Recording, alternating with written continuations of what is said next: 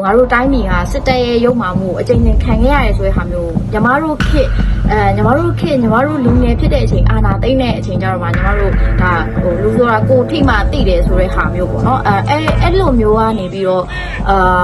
ညီမဒီစစ်အာဏာသိမ်းမှုစန့်ကျင်နေဒီနေ့ဒီချိန်ထိလက်နက်ကင်လမ်းစဉ်ထိကိုရွေးချယ်ခဲ့တယ်လို့ပဲညီမမြင်ပါတယ်အားလုံးပဲတာလီစောပါဒီကနေ့အင်တာဗျူးမဲ့အစီအစဉ်မှာဖိတ်ခေါ်ထားတာကတော့ဒီအာရခတ်တက်တော်ရဲ့မာမိတ်ဖြစ်တဲ့96ဆိုကြရဲ့အတွင်မှုမဟုတ်ဖြစ်ပါတယ်ကျွန်တော်ရဲ့ဒီပရိသတ်တွေထဲမှာအများစုကဒီရခိုင်တွေဖြစ်နေပေါ့လေဆိုတော့ရခိုင်တွေဖြစ်တဲ့အတွက်ဒီမဖူးအကြောင်းကိုမသိတဲ့သူတွေလည်းရှိမှာပေါ့လေဆိုတော့မဖူးရဲ့နာမည်နဲ့ဒီမဖူးအနေနဲ့ဒီမိတ်ဆက်စကားလေးပြောပြပါဦးခင်ဗျာဟုတ်ဖူးနာမည်ကတော့ရဲဘော်ဖူးပါ96ဆိုကြ PDF မှာထွေထွေတွင်းမှုတာဝန်ထမ်းဆောင်နေပါတယ်ပေါ့နော်ဟုတ်ကျွန်တော်တို့ဒီနိုင်ငံရေးစစ်ရေးတွေအကြောင်းမပြောခင်ပါလေဒီမဖူးအကြောင်းကိုနည်းနည်းမေးချင်ပါတယ်အဓိကတော့လေဒီမဖူးအနေနဲ့ဒီရှစ်တန်းနေပြည်တော်ကိုတွားခဲ့ဖို့တာရှိလားဆိုတော့ဒီရှစ်တန်းနေပြည်တော်မှာရောဘာတွေကြုံခဲ့ရလဲဘာတွေမြင်ခဲ့ရလဲပြီးတော့ဒီအသက်အန္တရာယ်နဲ့နီးစပ်ခဲ့တဲ့အခိုက်အတန့်တွေကရောရှိဘူးလားဘယ်လိုကြုံခဲ့ဘူးလားရှိတယ်ပေါ့လေဟုတ်ကဲ့ညီမအနေနဲ့ရှေ့တန်းနယ်မြေတွေကိုလိုက်သွားပူတာရှိတယ်ပေါ့နော်ဒါပေမဲ့ညီမရဲ့တာဝန်ကအဓိကကဒါနောက်တန်းမှာထောက်ပို့ကိစ္စတွေကို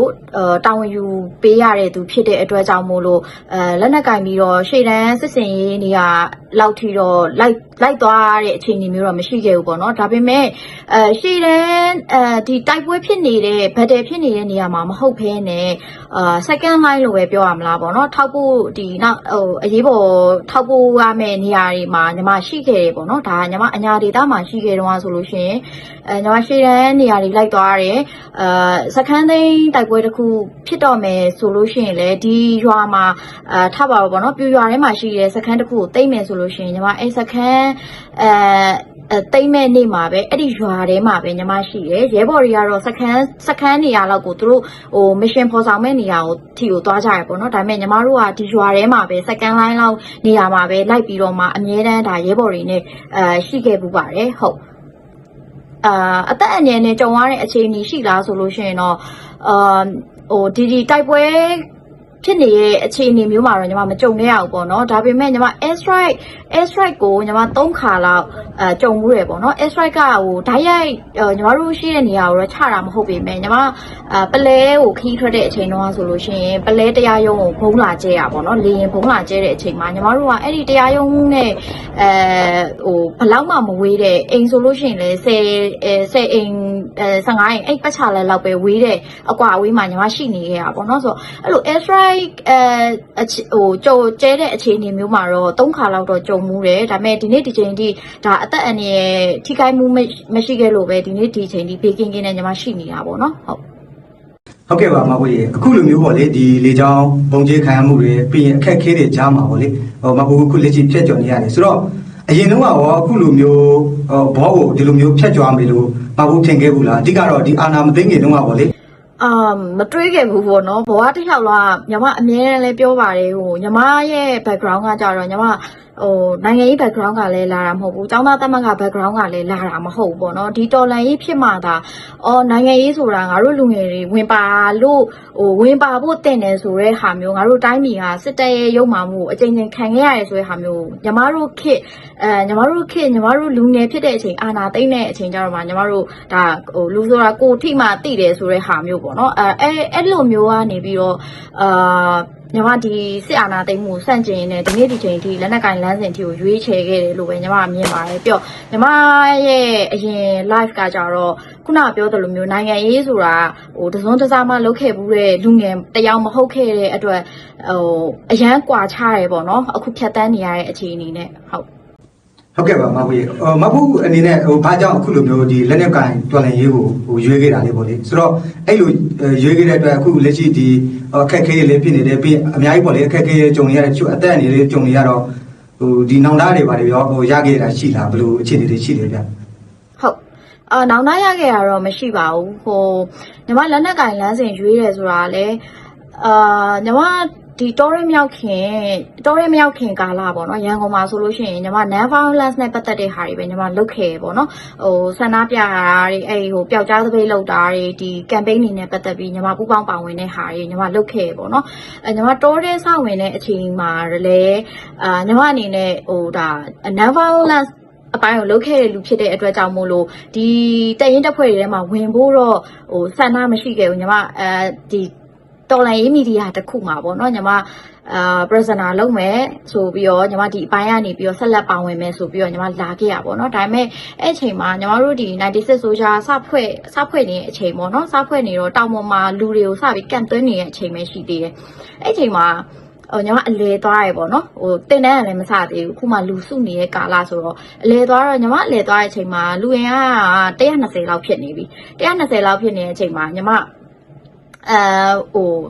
ရောက်သွားတဲ့အချိန်မှာလူငယ်တွေအများကြီးမြင်ရတယ်ပေါ့နော်အခြေအနေကတောင်ပေါ်မှာတကယ်တော်ထဲမှာလူငယ်တွေအများကြီးမြင်ရတယ်ဒီလူငယ်တွေကဘာလုပ်ဖို့လဲလို့မေးလိုက်တော့လေအကုန်လုံးလက်နက်ကင်ဖို့အကုန်လုံးကငယ်ရွယ်နဲ့ကိုယ့်ထက်ငယ်တဲ့မောင်နေညီမတွေအများကြီးတွေ့ရတယ်ပေါ့နော်ဆိုတော့အဲ့ချိန်မှာစိတ်ကူးကပြောင်းသွားတယ်ညီမစိတ်ကူးကလေငါဒီ prisoner လုံးမဲ့အစားငါသူတို့နဲ့အတူတူရက်တည်ခြင်းနဲ့သူတို့နဲ့အတူတူဖြတ်တန်းပြီးတော့ကြော့ဖြတ်ခြင်းနဲ့ပေါ့နော်ဒီတော်လန်ရေးကာလမှာဆိုပြီးတော့အဲ့လိုကနေပြီးညီမဒီအဖွဲ့အစည်းမှာဝင်ပြီးတော့မှဒီလက်နက်ကိုင်လမ်းစဉ်ကိုရွေးဖြစ်ခဲ့တယ်ပေါ့ဟုတ်ကဲ့ပါအခုလိုဒီမပွေးရဲ့ဒီအကြောင်းလေးတွေပေါ့လေအဲ့ဒါပြောပြတော့ကျေးဇူးတင်ပါတယ်ဆိုတော့နောက်ထပ်လေးဒီကျွန်တော်တို့ဒီနိုင်ငံရေးဒီစီးရေးနိုင်ငံရေးအကြောင်းလေးကိုနည်းနည်းသွားအောင်ပါအဓိကတော့ကျွန်တော်သိတာတော့ဒီ96ဆိုကြကြတော့ဒီကျွန်တော်တို့လေးစားရတဲ့ကိုစရာလွယ်ဥဆောင်တာပေါ့လေဆိုတော့ဒီအာရခတက်တော်ရဲ့ဒီမဟာမိတ်လေးဖြစ်တယ်ဆိုတော့ဒီ96ဆိုကြကအခုလက်ရှိဘင်ဒေတာတွေမှာအဓိကဒီစီးရေးဖော်ဆောင်နေတာတွေရှိပါလေဗျဒီပြောပြလို့ရတလောက်ပေါ့လေပြောပြပေးပါဦးဗျဟုတ်ကဲ့အခုလောလောဆယ်96ဆိုကြအာရခတက်တော်နဲ့ပူးပေါင်းပြီးတော့ပါဝင်နေတဲ့အပိုင်းတွေရှိပါတယ်ဒါပေမဲ့ညီမတို့ကိုယ်တိုင်ပူးပေါင်းနေရတဲ့အာရခတက်တော်ကိုယ်တိုင်ကစီးသတင်းထုတ်ပြန်ချက်တွေမှာအရန်ခြေတန်းလုံနေပေါ့နော်အဲ့ဒီတော့ကြောင့်မလို့ညီမအနေနဲ့ဒီအာရခတက်တော်နဲ့ပတ်သက်ပြီးပူးပေါင်းပါဝင်ပတ်သက်နေတဲ့ဟာမျိုးတွေတော့ဒီအင်တာဗျူးမှာတော့နည်းနည်းတော့ဖြေဖို့ခက်လိမ့်မယ်ပေါ့နော်ဒါမဲ့ပြောလို့ရတာတခုဆိုလို့ရှိရင်ဒါရခိုင်ဒေသမဟုတ်တဲ့ရခိုင်ဒေသအပြင်ဘက်မှာဖော်ဆောင်နေတဲ့စစ်စင်ရေးတွေမှာတော့အခုလက်ရှိပူးတွဲလှုပ်ဆောင်နေတာရောရှိပါတယ်ဟုတ်ဆိုတော့ဒီမဖူးတို့ဒီ96ဆိုကြပေါ့လေအခုဘယ်လိုမူဝါဒတွေရှိလဲပြီးရင်ဘယ်လိုရည်မှန်းချက်တွေရှိပါလဲဗျပြောပြလို့ရရင်ပြောပြပေးပါဦးဗျညီမတို့တက်ရဲ့မူဝါဒကိုဒါတိတိကျကျပြောရရင်တော့အာဏာရှင်စနစ်မှန်သမျှလုံးဝချုပ်ငြိမ်းဖို့ပေါ့နော်ပြီးရင်အမျိုးသားတန်းတူညီမျှရေးနဲ့ဒီကိုယ်ပိုင်ပြဋ္ဌာန်းခွင့်ရရှိရေးပြီးရင်နောက်တစ်ခုက Federal တိဆောက်ရေးရပေါ့နော် Federal ပြည်အောင်စုတိဆောက်ရေးရဆိုတာဒါကတော့တိတိကျကျဖြစ်တဲ့စံချိန်စံညုံးပြေဝတဲ့မူဝါဒဖြစ်တယ်ပေါ့နော်တက်ရဲ့ဟုတ်ကဲ့ထပ်ပြီးတော့ဗောလေမဟုတ်ရေဒီမြန်မာနိုင်ငံရဲ့လက်ရှိဒီနိုင်ငံရေးစီရေးအခြေအနေနဲ့ပတ်သက်ပြီးတော့မဟုတ်ဘယ်လိုမြင်မိလဲဘယ်လိုမျိုးဖြစ်စေပြီးတော့ပြောချင်လဲဗောလေပြီးရင်ဒီပြည်သူတွေကိုရောမြန်မာပြည်သူတွေကိုရောမဟုတ်အနေနဲ့ဘယ်လိုမျိုးပြောချင်တာတွေရှိပါလဲဗျဟုတ်ဒီတော်လန်ရေးတစုံလုံးပြောရရင်ပေါ့နော်ဒီတော်လန်ရေးကစစ်တပ်မပါတဲ့နိုင်ငံရေးအခင်းအကျင်းကိုတွားနိုင်မှသာလေညီမတို့သွားကျင်တဲ့လမ်းကြောင်းကိုရောက်မှာပေါ့နော်တကယ်လို့စစ်တပ်သားဒီနိုင်ငံရေးထဲမှာဆက်ပါနေမယ်ဆိုလို့ရှိရင်ညီမတို့ကလေးဘွားတွေကဒါညီမတို့မမွေးခင်ကတည်းကဖြစ်ခဲ့တဲ့အစဉ်ဆက်ဖြစ်ခဲ့တဲ့လက်နက်ကင်ပရိပခါတွေကဆက်ရှိနေမယ်လို့ထင်တယ်ဆိုတော့ညီမတို့ကဒီချုပ်ပြောရလို့ရှိရင်တော့စစ်အာဏာရှင်စနစ်ဖက်စစ်စနစ်အာဏာရှင်စနစ်မှန်သမျှကိုတိုက်ထုတ်ပြီးမှသာလျှင်ညီမတို့လိုချင်တဲ့ဒီညီမတို့လူမျိုးစုတွေတိုင်းသားတွေအကုန်လိုချင်တဲ့Federal လမ်းကိုညီမတို့ရှောက်နိုင်မယ်လို့ထင်ပါတယ်ဟုတ်ပြည်သူလူထုအနေနဲ့လည်းညီမဘာပြောချင်လဲဆိုအခုကစီးပွားရေးအကျပ်တဲတွေလည်းအများကြီးဖြစ်လာတယ်ပြီးရင်တိုင်းပြည်အခြေအနေရရောစစ်ရေးအခြေအနေရရောဘက်ပေါင်းဆောင်ပါပေါ့နော်ဆိုတော့ပြည်သူလူထုကလည်းစိတ်တက်ကြလာတဲ့အပိုင်းတွေရှိတယ်ဥပမာတော်လှန်ရေးအင်အားစုဘက်ကိုသူတို့ပါနေပေမဲ့လည်းကုနေပေမဲ့လည်းတော်လှန်ရေးအင်အားစုကြားထဲမှာဖြစ်နေကြတဲ့ပြိပခါတွေကြောင့်မလို့သူတို့စိတ်ပြတ်တာတွေစီးပွားရေးကျဆင်းမှုကြောင့်သူတို့စိတ်ညစ်တဲ့အပိုင်းတွေရှိလာတဲ့အပေါ်မှာလည်းဆက်ပြီးတော့ပဲအာနာနာနဲ့ပဲဒီကနေပြီးတော့တောင့်ခံပေးကြဖို့မေတ္တာရက်ခံခြင်းပါတယ်ဒါပြည်သူလူထုရှိမှသာလျှင်ဖူးတို့တွေတော်လှန်ရေးအင်အားစုတွေကလည်းရှေ့ဆက်ပြီးတော့သွားလို့ရမှာပေါ့နော်ပြည်သူမျက်နှာမူတဲ့တော်လှန်ရေးဖြစ်တဲ့အတွက်ပြည်သူလူထုမပါလို့ရှိရင်ဖူးတို့တွေလည်းရှေ့ဆက်ဖို့အတွက်ကိုလုံးဝရခိုင်တော့နဲတယ်ပေါ့နော်ဟုတ်အဲ့ဒါကြောင့်မို့လို့တော်လိုင်းရေးရရှေ့ဆက်ပြီးတော့လည်းအများကြီးခက်ခဲကြမ်းတမ်းအောင်မယ်ဆိုတဲ့ဟာကိုသိပါတယ်ဆက်ပြီးတော့လည်းတောင်းခံပေးကြပါအောင်လို့ဒီနေရာကနေပဲပြောချင်ပါတယ်ဟုတ်ကျေးဇူးပါဟုတ်ကဲ့ကျေးဇူးတင်ပါတယ်မဖွေရဲ့အခုလိုမျိုးဖြေကြားပေးရတဲ့အတွက်လေကာရပြုပါတယ်မဖွေရဲ့ကာရပါကိုဟုတ်ကျေးဇူးပါ